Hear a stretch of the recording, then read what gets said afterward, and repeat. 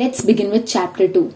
The battlefield of Kurukshetra is still waiting. Thousands of warriors stand ready. The conch shells have already sounded. The horses stamp their feet against the earth. The wind carries the smell of dust and anticipation. Yet in the middle of all this, nothing moves because one man has stopped. Arjuna sits in his chariot. His shoulders are heavy. His eyes are filled with sorrow.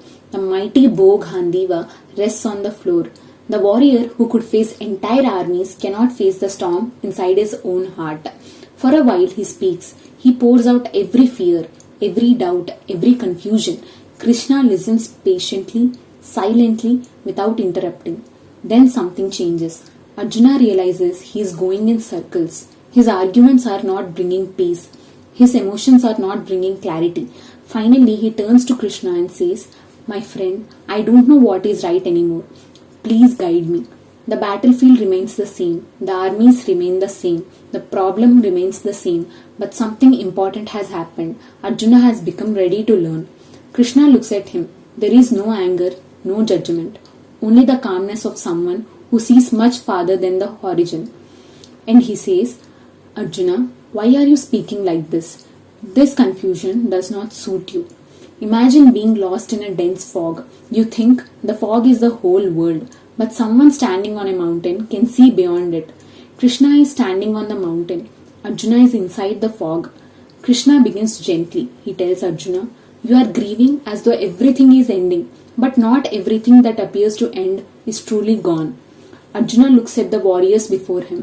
He sees grandfathers, teachers, brothers, friends. He sees only loss. Krishna sees something larger. He speaks about a truth that cannot be cut by weapons, cannot be burned by fire, cannot be drowned by water, cannot be carried away by the wind. The soul. As Krishna speaks, it is as though he is pulling Arjuna's eyes upward, away from the immediate fear, toward a larger perspective. Then Krishna points to something else. "Arjuna, suppose you are right. Suppose death is the end. Even then, why fear what comes to everyone? What is born will die. What dies will be born again. The morning sun climbs higher. The armies still wait. No one dares disturb this conversation." Krishna continues, "Tell me, Arjuna, why have you come here?" Arjuna is silent. "You came here to uphold justice. You came here because every peaceful path was exhausted.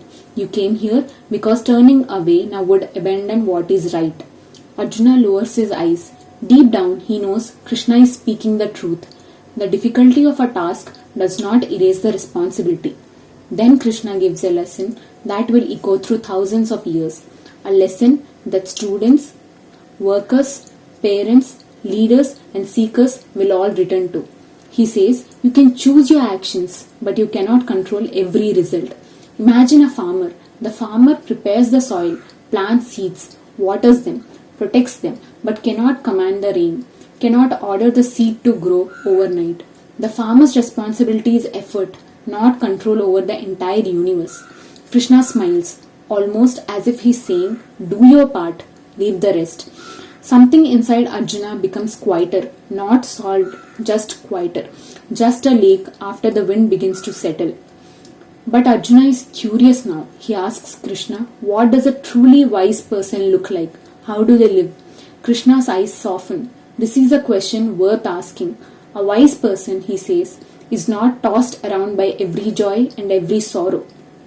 He speaks of someone who remains steady, someone who does not become arrogant in success, someone who does not collapse in failure, someone whose peace does not depend on circumstances. Then Krishna paints a picture. Imagine a tortoise.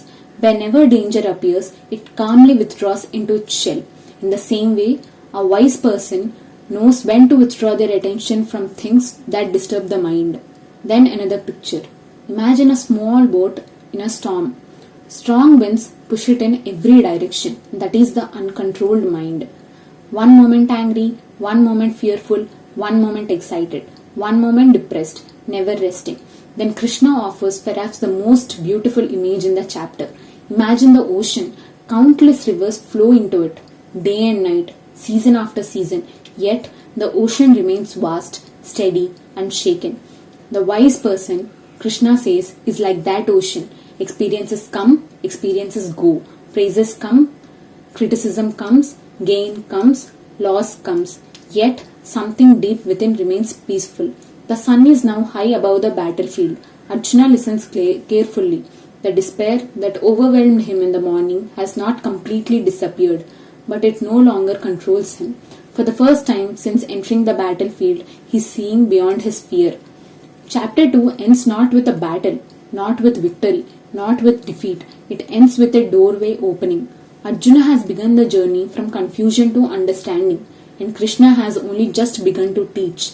The battlefield outside still waits, but the greater battle, the one inside the human heart, has finally begun.